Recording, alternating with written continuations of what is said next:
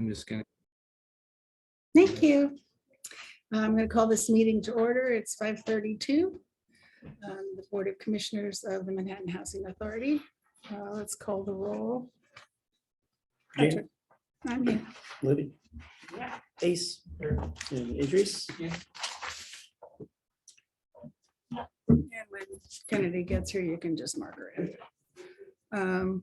Okay, does anybody have any questions or comments or edits or additions to the minutes that we received? If not, I need a motion to accept them. We accept the minutes. And a second, and I'll call the question. Jan, Yes, Libby. Yep. Ace. And Idris. okay, let's have a motion to accept the financial reports. And a second. I actually had, let's see if I can remember what, something looked weird to me. Patrick has this additional write-up that I Yeah. put on top. I saw that. Okay. Does anybody else have any questions while I try to remember what they were? About the financials? Yeah, My only question is can we get a column that shows the percent to date that we've used of the budget or something? We talked about Yeah. absolutely, but Yeah. there's how valuable is that? And does it show you more of when we spend a bunch? Like then we were explaining all the reasons, because it's not, there's very few things that are evenly 12 months. But for the things that like dwelling rental Yeah. should track. And so then that's kind of a bigger Yeah, number. Okay. I know it's not relevant for a lot of stuff on a month-to-month basis, but there are certain things it's nice to have. I don't want to have my calculator out. I agree. No, I think we definitely can do that. We started to put it on there and then we had this internal discussion. Oh, I know, because there's times when it's like, Well, why that did we extra use 80% in Yeah. January? Yeah. It's because it's the heater bills or Yeah. whatever. okay. If I think of anything, I'll let you know. I can't remember what it was. And I was really proud of myself because I saw something, but I will tell you, these 2 pages are so much easier for me to understand than stuff that we've had before. Makes so much more sense. I like them.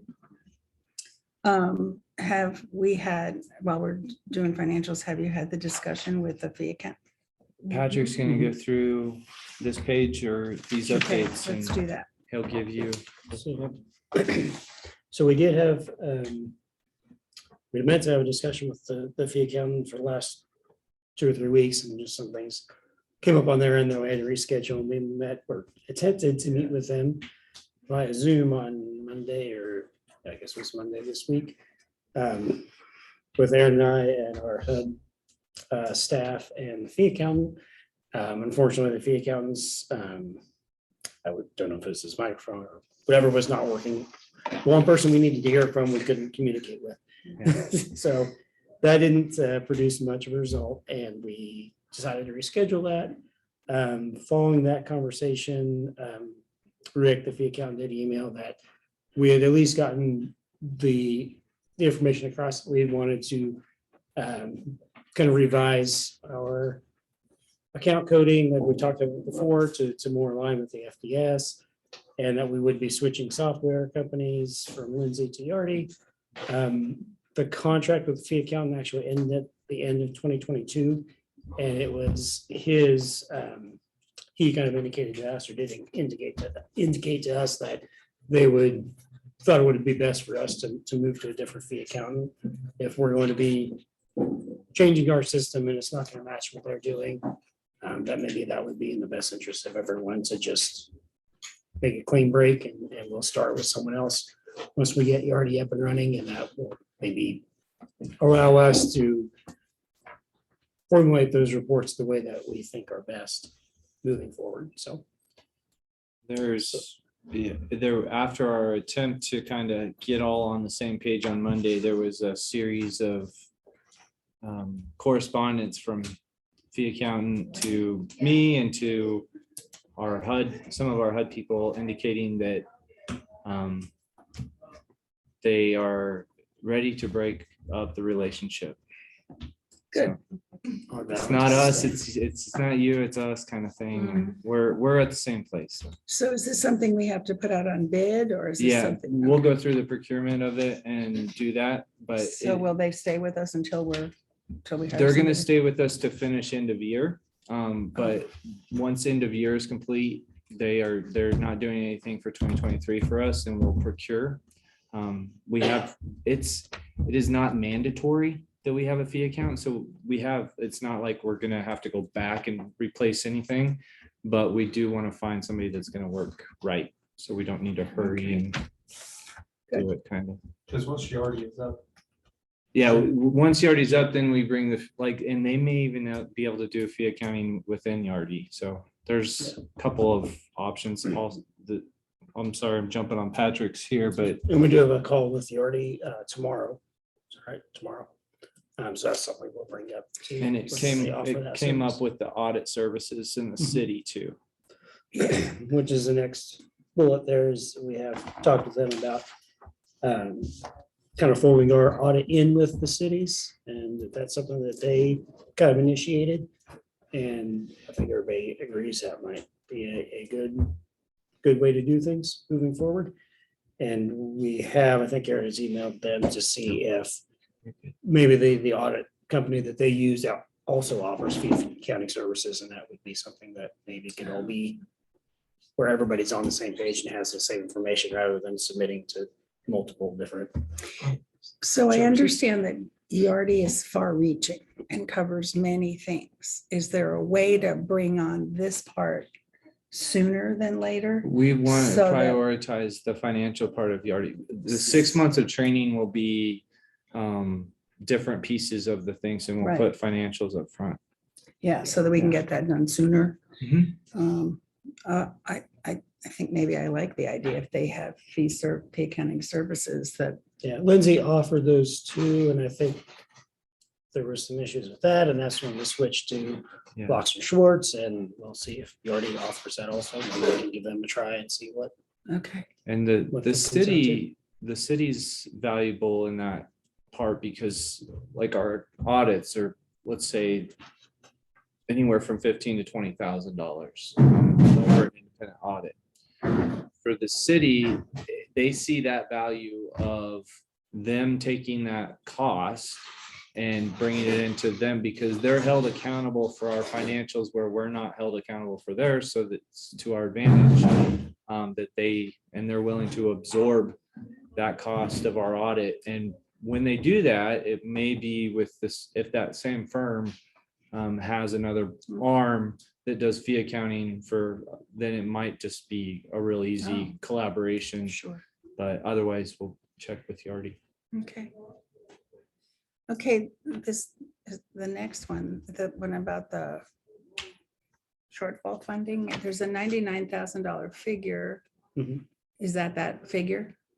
Yeah, I think it's 940. Yeah, this says 940, but the figure in here is 99 even. Yes, that is. Okay, it's the same thing. Yeah.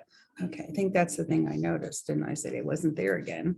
And we've been talking about that for months, and there's a Yeah. lot of They- changes in the way they're doing that this year, and we had to submit a budget for that, and that's kind of applied to all agencies that have been awarded that funding, that those budgets were just approved, and now we're just waiting on unlocking that Yeah. funding in the high drawdown system before we can actually. draw it. Everything is approved on our end, and even though they kicked back to have us adjust the year, did that, but it's not.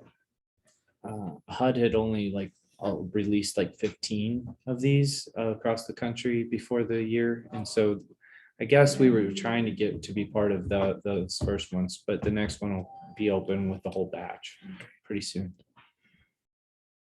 So, and Carlson's empty. I'm so happy. It is. So that's gonna save us $6,500 a month off the bat, right? Yeah, I mean, Yeah. Patrick's the one that has to pay those bills, and he's. And that, I mean, that doesn't include any repair costs we've had. I mean, if there's one person or 47 people, the boiler goes out, pay to get the boiler fixed or whatever it is. So That is just water. Actually, that 65 was just water, It's just gas and electric, Oh, gas. and not just water. But yeah, that would be a We're lot gonna more. we're gonna have to keep some service on in that building because you can't just run it cold, right? Well, we can keep it very minimal. Yeah. And so the shutdown, Brad, Commissioner Clausen and Jeff, Jeff talked to him about the shutdown, just to make sure that we had like not missed any steps, but he's talked to our CPD and fire department, code services. There's gonna be very, very few things that are operating in there, but if they are, it's because we were told they needed to be, and then also Jeff's made it so if there is a natural disaster and we need big buildings to put things in, it's set up to be flipped into that. And I think that was advice that when he talked to the different agencies. So there's like reflective tape on things that got turned off so they know what to turn back on. And but yeah, it's ready to go. I mean, it's as closed up as it's gonna be able to get and drained out of all the water. We'll have a month of some of that draining slowly and no more utilities. Hopefully. And also service contracts, maybe elevator contract, trash service, Yeah. all those things will be the The phone alarm. Yeah. We're paying for the alarm system and all of that. Stuff. You might want to have the alarm still on the front door. Right. The cameras are They'll still be- operating. Okay. Yeah, so if someone does come in, anyone on the first floor, it will be, electric will be on to those think rooms there's at least. seen- The internal alarms, I guess. The Yeah. external will still be there, Yeah. but like the alarms for the elevators, we just had to pay to put in to get out of a phone contract, like a wireless phone system for the elevators. We can turn that off and stop paying. Okay. It's a fine line between looking like an empty building and being an empty building. I think. Yeah, we don't want it to be a target. Yeah. Of people who are looking for a warm place to be. Unfortunately, we can't let that happen. And there is, just put tape on all the doors, any Yeah. entry would be pretty easily. Detected by Detected. us, and our CPD is going to increase patrols. They'll probably park there. Set shifts that park there as they do their stations. Okay. Any questions for Patrick? On the new information or the old information? Oh, and we will update our insurance. So part of this is if we can get a decrease, we can change our insurance for a vacated building is Oh, nice. cheaper, right? So Oh, good. Excellent. Okay, and we're on to the executive directors. Did you? Oh, we need to, we had a motion to accept this financial report. We need to call a question. Jan, Yes, Libby? Yeah. Ace? Idris? yes. Kennedy? okay. Now, yeah, take it away. All right, so my part of the organizational staff stuff is pending in that we are losing a public housing manager. And as we lose that public housing manager, because he's going to start a business and not because he is mad at any of us and doesn't like public housing. He's not going- breaking up. with He's us. going on to bigger and better things that he wants to do, and I support him and that. But we need to replace him. And Alyssa has stepped up in a way that she's kind of she's really at this point, it's Patrick and Alyssa are the senior people, I think. Yeah. I mean, as far as long time in training and programs and operations goes. So Alyssa's been helping train people. She helped train Jeremy. She helped train Natalie. She'll help in some ways as oversee some of the program or the programs as like a deputy to Patrick. And that she wanted to take some stuff off of Patrick's plate for the program oversight. So she'd be over all public housing, and then she'd provide some support and training for anyone that comes in new. And that's the new person that we're talking about hiring as a support housing specialist. That housing specialist would carry out all the tasks and duties that are similar for both programs. The intake, the recertification, very similar functions, but we don't currently operate that way. Natalie kind of does everything, and that's too much on her plate. She needs support. And at the same time, we don't need all of the support for public housing because Alyssa is able to do more since there's less public housing. She can fill some of that hole. So this support person can really help both programs, but we got to give them a fence around what is in the areas of things that aren't the same, right? There's some things that are in public housing that aren't Section 8. We'll go through that process with vetting candidates, and it's out there. We've got 10 or so applicants so far, and interviewing starting next week. Great. But some quality candidates, I think, and we'll keep searching until we get somebody hired into that spot. I think Jeremy intends to step down completely in March.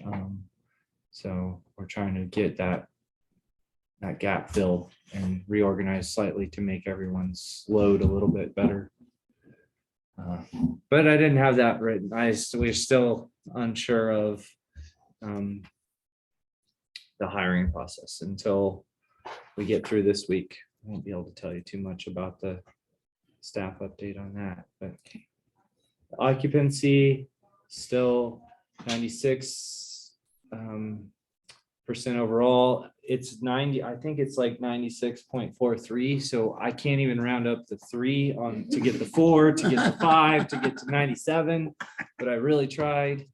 And So we need 98. no, this is, I mean, 97 is good, but So we have to rent one more. yeah, We gotta move it on Friday, so. You gotta move it over. They'll make it. They'll do it. that'll do it. Okay.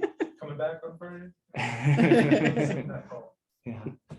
So, I mean, it's just the 4 studios in this building that we continue to try to get people Told you in. to turn one into an office. And yeah, the bear place was routine, and then there was one that we had to do a pretty serious Clean up. turn. Yeah. Those are good. Was the big dumpster for Oh, flipping units, or did something happen?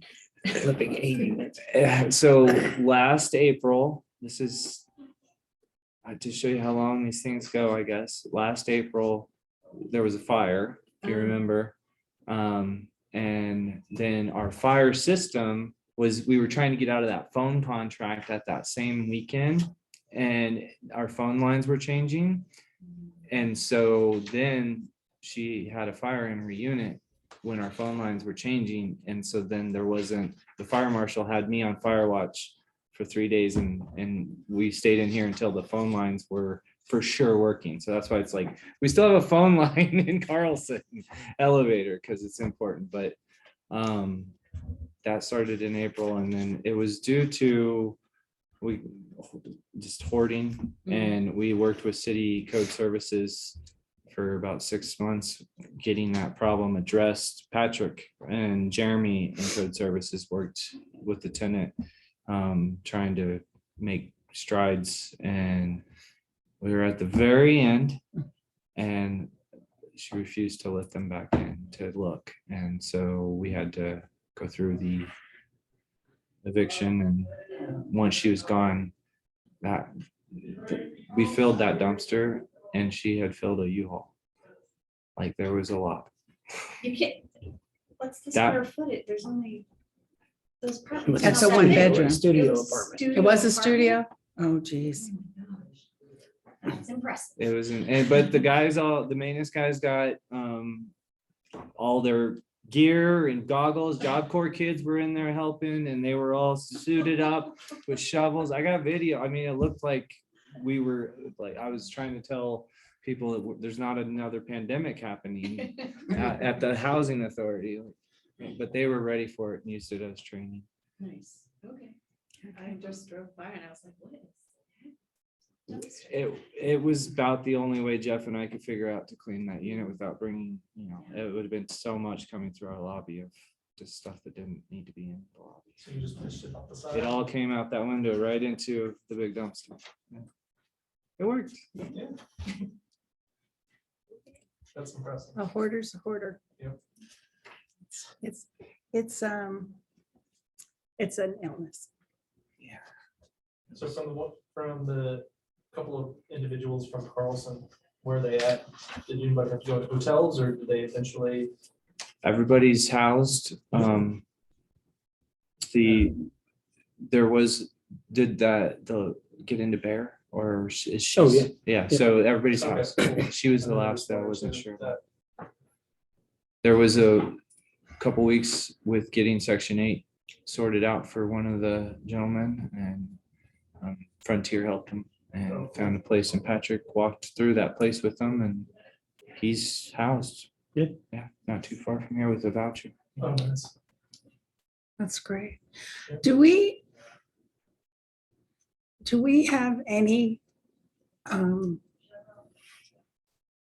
think of the word, with Section 8 housing, do we inspect that at all? Yes. Yes. Okay, Mike does, and so that is our teeth in all of the program is Okay. if to hold the landlords accountable, to hold tenants accountable if they're messing up the property.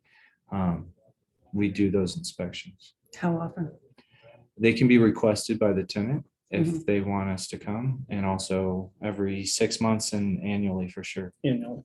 Well, So- initial before move in, and Right, then at least annually. to make sure that they're up to code and acceptable to be Section 8. The challenge we face is availability, the current inventory. So putting us in the inspector in a position of the code services has the same problem. Do we make this person homeless because they're in poor quality housing, but there is no other quality housing for them to go to? That's really the point we're at with inventory. There isn't, we need to fix all the inventory, but there isn't a place to send the homeless shelters full. Like there isn't a place people can go while that inventory is being repaired either. But, I mean, if the harder we hold the line for the landlords, the more there isn't going, there needs to be a safety net for people that Yes. can't, they Stay there. and- can't, if they get kicked out of their housing because the landlord didn't do, they shouldn't just be homeless, No, they shouldn't. Okay. Any questions, anybody about Jeff's report? I really appreciate those from him. Yeah. Oh, I had a question about this next chart. Okay. On a couple of places, the bid open is 2 years before the bid close. So like HVAC says the bid open is 3/1/23, and then it says the close is 3/31/21. Oh. There's a couple of those. That just a typo? Yeah, Okay, I think that's just a typo. But that could have been. Oh, because those are, well, we do need to look at the legal services because that probably is the last time it closed was 3/31. I'll update Of those numbers. 21? Yeah, could be. And it was But like if- a 3-year. Yeah, we haven't really Okay. opened it, so that shouldn't say open. But it does say exploring. I'll fix that. check. There's a couple of them that are like that. And I was kind of surprised at how many contracts there were. And there's more. We're just working, trying to get them sort of consolidated so people Mhm. can see. What is the mail postage? What is, Well, I hope it's ending. That's why I got renewal to Yeah. end. what did it do? We have a contract with Pitney Bowes Oh. and they have a postage machine that we then, I guess, take our envelopes and run them through and it prints the postage, but I've never understood why we do that when we're across the street from the post office, and why also we don't pay a reduced rate. So Mike is going through the process of getting, we should have a nonprofit rate for postage, Sure. and we haven't ever. So we're just gonna work directly with the post office and in that postage through Pitney Bowes. Okay, Don't know why we had it. okay. I mean, I mean, it's important and easier when we're very heavy on mail, but we're not that heavy across on the mail, street. are we anymore? no. We're doing a lot more online, right? Plus, if we're not paying reduced, Why not walk across the street? Yeah. And the professional cleaning too, aren't we doing more So and more stuff in-house? Not- That was a COVID contract. Oh. That's okay. how we're paying Goodwitch with Mahmood and cleaning, the gentleman that's Oh, helping clean with CDBG funds. Okay. Anybody else find that curious? Any of that?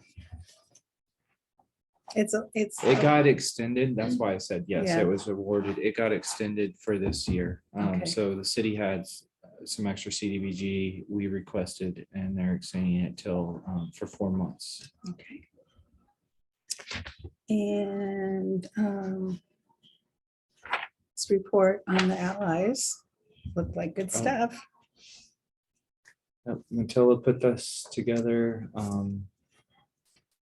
One thing that's neat that's coming up for him that I'll make sure you're aware of is HUD, the guy that's out of, his name is Michael Hovarth,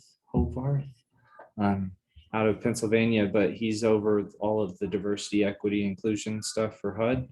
And he's who we came and presented to. He wants to, they want to recognize Matilda when he's getting his citizenship, Oh, his wonderful. naturalization ceremony. So, Lovely.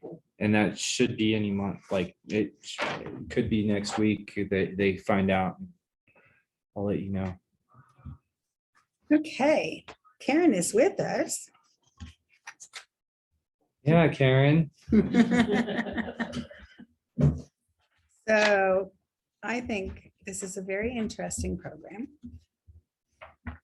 You want to, Karen, did you want to say anything? This youth build one I'm really excited about, because we're gonna be able to affect change in so many young people where they're still in that frame of mind where they're gonna make choices, you know what I mean? Some of those choices are life consequences. So maybe this will be an avenue to help them make those better choices, and they'll learn.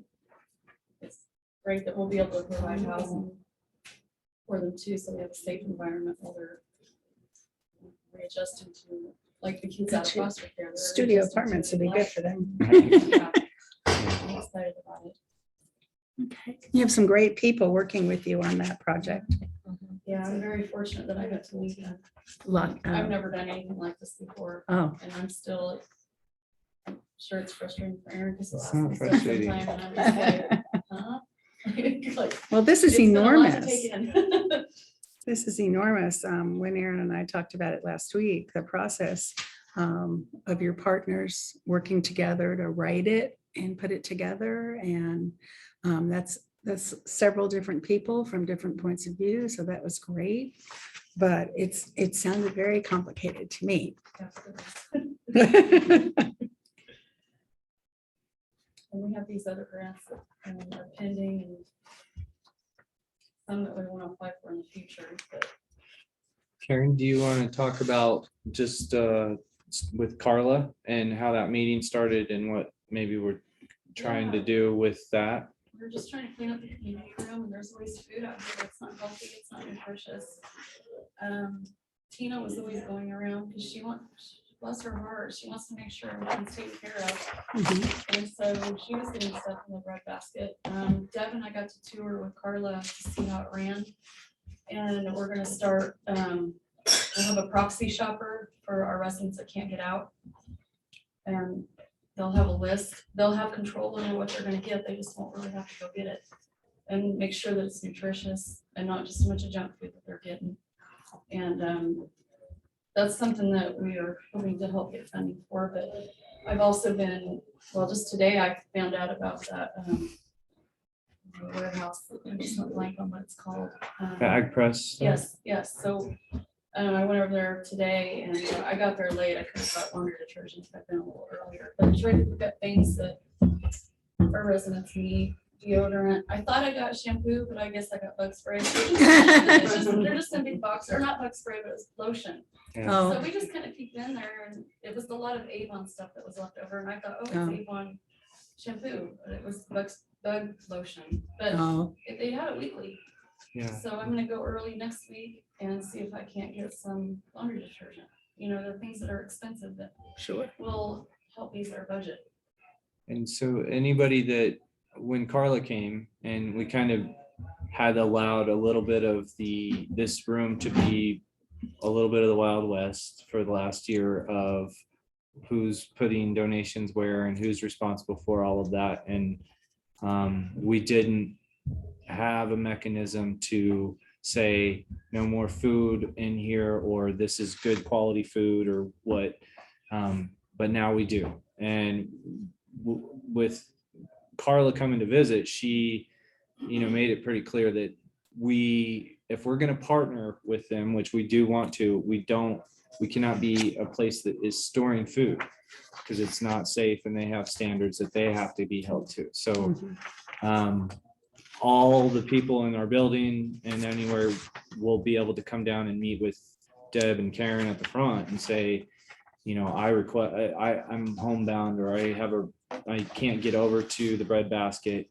And then that'll be entered into a program of this proxy where it's more tracked, and maybe Dr. Lockett will send us a couple social work students to help with those proxy shopping and nutrition education. But what was happening previously was we were getting a lot of the things that weren't healthy at the breadbasket, and they didn't know it, but some of their volunteers were also bringing stuff here, and it was just a lot of just not healthy food, pastries and donuts and stuff. And of course we like that, but it wasn't the goal and the mission. So that was a big meeting we had finally, so we can no more food outside in here unless they're using it for personal use. They can put it in their fridge or whatever out here. But we had a lot of stored food that probably shouldn't. It wasn't ours, but we weren't claiming it. If somebody needed it, it might have been expired kind of stuff. Yeah, expired is a problem because it isn't really, a lot of stuff isn't really expired. Right. It's a last a long sell time. by date, but Yeah. it's not, there's nothing wrong with the food. And a lot of people don't understand what those rules are. So it's complicated. Yeah. That's good. And Carla's on board and wants and to connect us and create that pathway to them. Are people interested in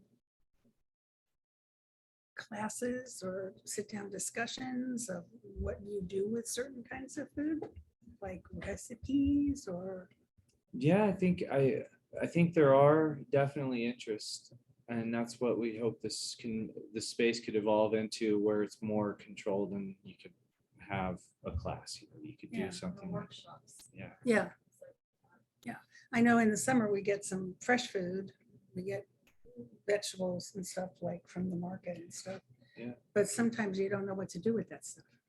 If it's not been in your diet before. So if we get weird vegetables, which the Gallaters always buy weird vegetables. We're kind of famous for that. It would be nice if there was like a recipe or some idea of how to use some of those things in a constructive way. Get like a hot plate or something in here and do demonstrations, just a simple, easy cheap meal and make it. And the people that are here get to eat dinner, like maybe once a month. Yeah, or something I like that. think in our new building that we should have not necessarily a kitchen, but a demonstration kitchen where it would have maybe a small stove and a small refrigerator and a sink so that that kind of a class could happen. Mhm. At least in one of the new buildings and that, everybody could use for classes. 'Cause The common table stuff is starting to get going well too. And Common Table is going to be relocated into the East Campus, and they have the whole kitchen.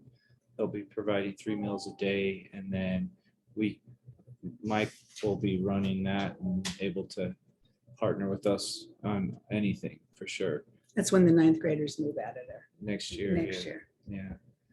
But that's a big space, and It is. it'll be centrally located, you know, you don't have to go find which mill is at which church each night. It's all, Oh, so they're gonna stop doing, oh, it'll be there, yeah, so Wow. we'll drive class and, you know, cool. instead of recreating it here, we could just use theirs. Sure.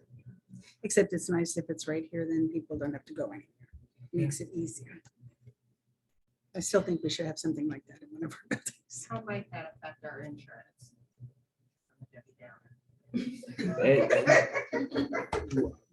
Though I don't know what the impacts will be, because there's so many unknowns with what we can fit, especially on one side of the street compared to what we have control of on the other sides.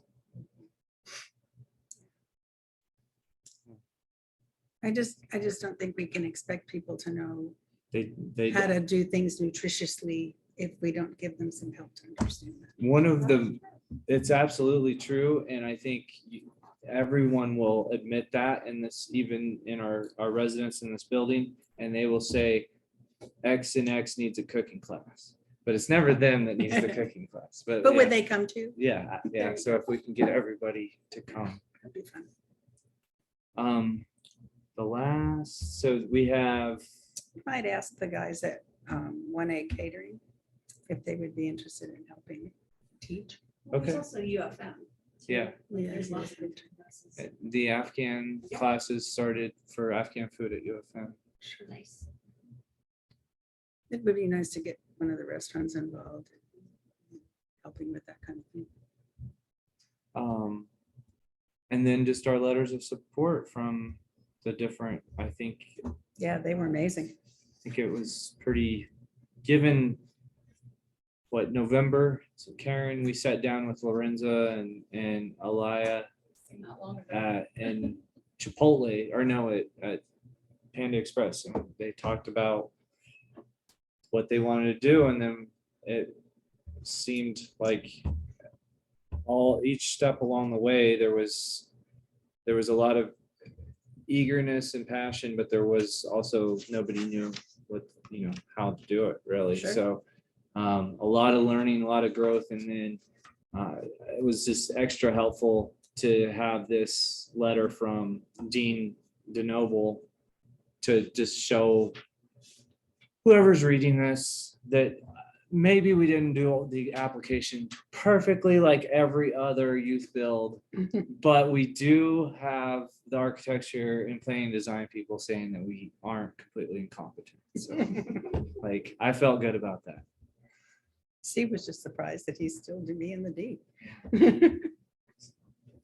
It's a really cool thing, and we're going to continue to take this partnership, the collaboration, and keep moving. I mean, you got Carol Barta that's interested in permaculture. Now there's a whole lot of people that are understanding what permaculture is that didn't before and want to. Freak and Yeah. Habitat, everybody's in there. So we got to get them going.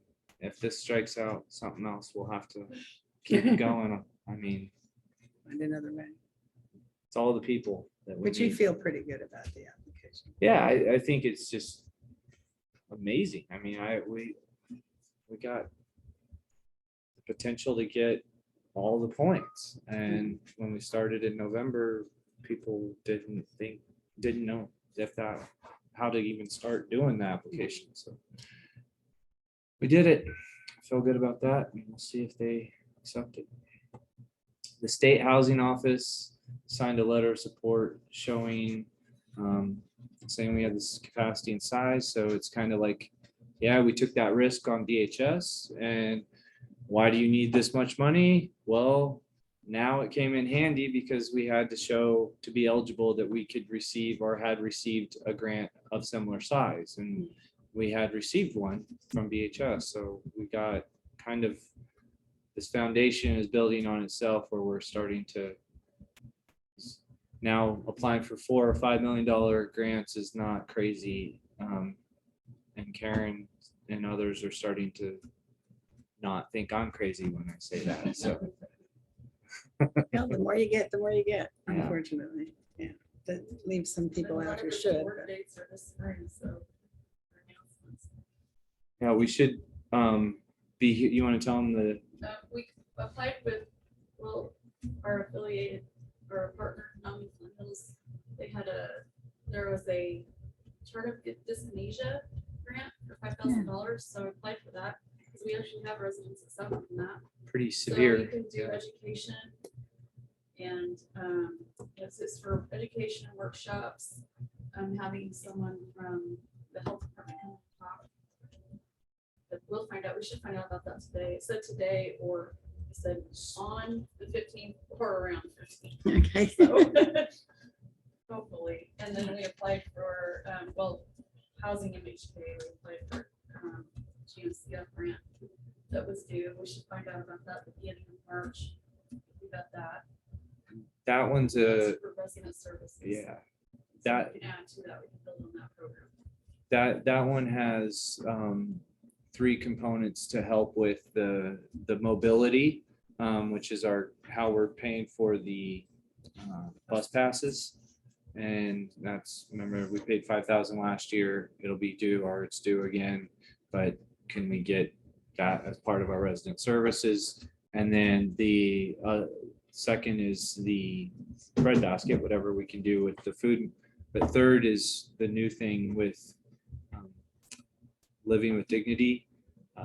There's a lot of folks in this building and others that need ADA services that don't have like, for example, gentleman might need a box spring that a traditional box spring wouldn't support their weight, because in the way that they spend as much time on it, and those are heavier, those sturdier bases are much more expensive and out of their reach. But getting cheap ones over and over again, is just one of those things people don't really see or recognize that we could help with. And so we're applying to GMCF for like gap funding for those type of things. We could get, there's a lot of little ADA equipment people need on the second floor, but on lots of our units. And I don't think there's anywhere else to get funding for stuff like that. And they said reason they don't have it is they don't have the money to get it. So try to help there. And Bed for Less said that they just give us it at, if we get the funding to get those bases. We can use some of that to help our new residents too when they're moving in. Like a move-in packet.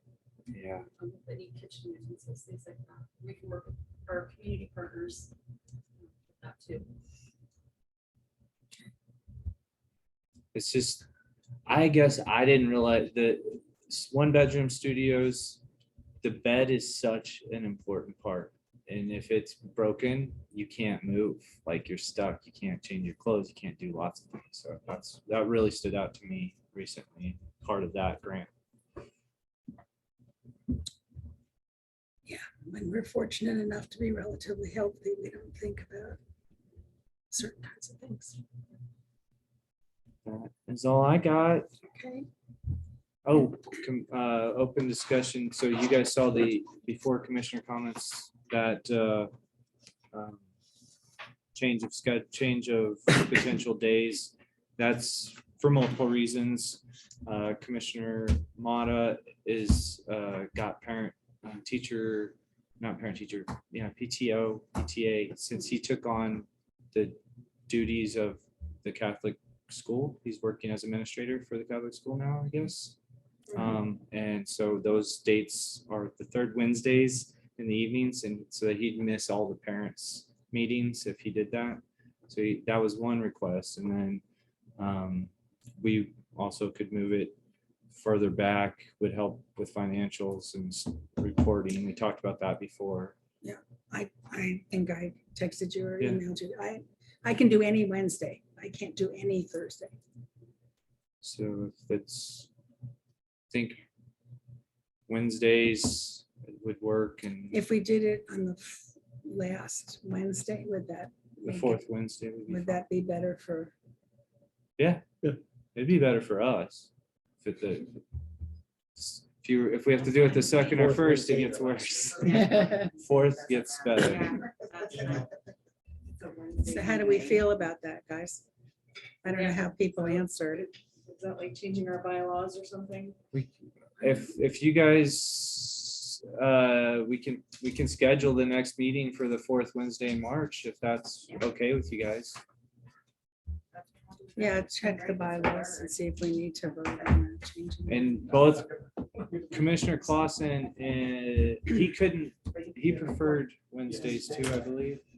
He thought Thursdays were gonna be not good, so, Thursdays are Scouts are on Thursdays. yeah, that's true. Mahjong is on Final Thursday. Wednesdays, it sounds like the fourth Wednesday, so Okay. yeah, nice work. Final Wednesday, unless there's 5, which there is in March. Fourth, did you say? Fourth Fourth Wednesday. Wednesday. The letter. The thing at the end Oh, here. the like- HUD letter. What does this mean? What's left? It's shorter is what it means. is Okay. Like there's 2 items on there. I think I tried to their figure financials, out what is left in it. they're not gonna close them until we get It's just that. financial stuff. So we need The- a runway. They want us to have like a safety net, right? Yeah. Well, that's the MENAR in the, on page, on that, what's bulleted out, there's a pass, fast, mass, and CFP. Yeah. I Um, highlighted that because I'm like, this seems important. that top Seems to number hinge on that says 52, Yeah. you need to get it to 60. Okay. We should be we should be well over 60 if we had a good pass score, but that REAC inspection hurt us with 21 out of 40. Mhm. And then, so we can make up a bunch of points with REAC, or maybe that we don't, or we can make up points on the fast with financials, and that MENAR, that 0 on MENAR is our, you get points after you go 2 months in reserve. So we've been trying, we keep trying to do that. That's Well, why, if they would But that send it to operating us. we could that's do why it. I keep like chasing that, because it gets us the points we need to get the number we need, but like there's the CFP, like we're good on points there. Mass is, there's not many points we can make up, so it's really just this financial / waiting on a, On the page before, there were 3 that I didn't have. We had 0 points out of 11 and 0 points out of 2. that's going back to that MENAR, Okay. and that's the months of, that MENAR is just your 2 months of reserve. We need $200,000 in the bank. Well, they need to send us $99,000. That would help. That's 1 month right there, yeah. I tried to get them to do that so we could have the score 1 month last year, and they're like, no, we can't do it. Okay. So that $99,000 and change. We gonna get that more than once, or is that Yeah, just- we have 2 disbursements, so we were $200,000 short, And there they are. and they give them to us, and then they're like, okay, show us how you're not gonna let that happen again, and we did, but they told us to do it like use the same thing we did before. It's just the government. Mhm. Okay, so like, we'll get them. It's just whenever they decide to give them to everybody, we'll get them too. We almost got them early. Because we were trying to get it before the But we end of the didn't get them at year. all. We were trying to get it in last year, so look, way on the points for last year. Now we're just waiting for everybody else. Do we know what our next react is? No, and then HUD doesn't either. They think it could be any time. But the inspection, the REAC people don't talk to the field office. And the field, So do they just show up? they will they'll give us like a 30-day notice, and then, or 45 or something. Okay. That's what they did last year. They gave it to us on Christmas last year, and they're like, we'll be there at the end of January. I was like, well, we need an extension, and they're like, we'll be there at the end of January. For real this time. Oh, my God. And they came. Okay, so do you know who this Stacy Copeland is or this Julie Miles? Yes. Okay, And they're both, so Julie Miles actually was our financial analyst for this housing authority, like in the 80s. oh, wow. And now she's the field director. She knows, I think you can hear her roll her eyes. I think she knows all of our situations. Okay, And that's so she good. has a lot of confidence in us, but she just, I think gets frustrated a little bit with us getting dinged on things that don't make sense. She needs to help us with that. She has been, and Rolling her eyes as so, hard as she can. so is Stacy. She needs to shake her finger or do Yeah. something. That's what I said to the guys when you were meeting with them and I butted in and I said, you have to help us with this. You have to make this go away. Okay. There, Does that answer your question? Yeah. Okay. So what's this new business possible? Oh, does anybody have a commissioner's comment? no open hearing. No open hearing. No open So what would that be if it was a thing? hearing. We'll just read the motion to open the hearing to receive like public comments for the next 45 days or something About the closing of Carlson? about the section 18, disposition. Oh, okay. We got to do it for Carlson. We got to do it for FHI. So it's going to be on there, and then we'll do it when it's the right one to do. And I asked you, and so I will ask in public. Why would we bother shifting FHI at this point if there are other things on the horizon From public housing to red? because there could be advantages if it's higher rad rents. It could be advantages for one, we wouldn't be subjected to the REAC inspection, and so that score would go away for them. And then Would that have any effect on those future other possible activities with foundation? I think it just makes it easier when we're trying to move public housing equipment or public housing things that are in section 9 property. That seems to be just a lot harder than when it's section 8 type of things with vouchers and contracts. And so if it's converted already to project-based vouchers, in theory, that my experience seems to suggest that's easier, just because the government makes it really hard to do anything with its own property. Okay, two other things I had asked you about. Pilot. Mhm. Did you want to report to them? That goes into this discussion with Patrick and I had with city finance last week. We met with Jason Hilgers and Rena. Rena's the finance director. And they have five bullet points, I think I remember, that they're working on different issues of how the Manhattan Housing Authority and how the city of Manhattan relate to each other. Things that probably didn't really rise to the surface because we had acted as a division of the city for so long and continued that kind of trajectory even when we weren't. So now that we've done some things in the last year that were outside that norm, it made them review and look. They're looking at all boards and all policies and everything, but that with housing, there's at least 5 things in our relationship. One is the pilot, because that's our payment in lieu of taxes. One is the recoverable loan payment that we make to them. And I believe we're in alignment with our thinking and the city manager's office thinking and the city finance director and city attorney on how we're going to pay for that recoverable loan or recoverable grant, whatever we call it.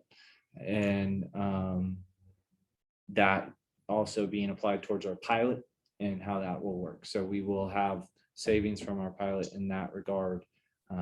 We don't want a waiver. We aren't asking for the waiver because then that doesn't give us any relief. it just eliminates the entire funding stream. So we've found that out and decided to go about it a little different way. It achieves that same thing where we're getting relief from the pilot, but we're making them whole for the recoverable loan. Okay, and the big grant, the $10 million grant. 2 million is what we got to apply that at BOD. And so the 10 million, we, Building up, ARPA building opportunities for the disabled and elderly. I didn't have that written down, because it should be the Manhattan Housing Authority's money that they're deciding to give to other people and us. Because it was $10 million of, remember the Spark Fund? We had said that we were trying to get 10 million from the state. That has gone through to now it's at Commerce, and Commerce created this abode program, and within it, they narrowed it to 10 million. It started out as 45 million or something, or more than that. We had put in a request for 10 million, up to 10 million to match for senior disabled housing, blah, blah, blah. They took what we wrote and put it into their $10 million program, but what they did was put a cap at 2 million per award. So they did say we could apply, or that you can have 3 applications. So we could apply for 3 times maybe, but we won't get the 10 million for sure. We'll get 2 possibly, more likely, I think, that'll go on top of the When might Sunflower we hear about Flats. that? So that's due the 27th. Yep, and the award date is 3/24. So March. March, Yeah, Sorry. okay. Yes. it should be pretty quick, and I feel good about it because they called and let us know about it. And what are we using that for? That would go on top of the 9 million for, so 9 million tax credits, 2 million, and then we have 11 million for the Sunflower Flats. Okay. And Michael's looking for more. We need 12 to 13. Okay, I think that's all the good stuff that I asked you about. I just want to make sure they know what I know. Yeah. I've been spending an hour or so with Aaron once a month, a couple weeks before this meeting, trying to fill in. And so he tells me stuff I need to know, and then I ask him dumb questions, and he helps me understand. I can never remember that it's called pilot. There you go. So, okay. Anybody else for the good of the order? Then we will meet on the 4th Wednesday next month, not the 3rd. And we will see if that's going to be good for the future as well. Okay. Okay, and you will check the bylaws to see if we need to change, and if so, create a motion for us to Okay. make and make that change if we need to. It seems like, I think The the date of chair the- sets the meeting, probably, okay, usually. it doesn't seem to me like it should matter in the bylaws when we have a meeting, as long as we have a monthly meeting. But if it happens to be in there that it says it's supposed to be on the 3rd, then we should officially change that to a monthly meeting and not designate when that's going to be. So we wouldn't have to change it again if we needed to. Okay. Does that work for you, Idris? Yeah. Is that okay? Okay. Okay. Idris went to Valentine's dinner last night. Wow. Yeah. Oh, the Habitat one? Yeah. How'd that go? Was it good? It was good. It was very well attended. Wonderful. Yeah, it was Cool. a lot, and they recognized Mart and the Afghans, and Katie sat with Idris. Yeah, Katie and Carl were there. So it was Oh, fun. cool. Yeah. I went to parent teacher conferences. Aw. Aw, you're a good dad. It's okay. Well, okay, One kid then said I guess we 10%, are adjourned on 10%. for this month. We had that issue in our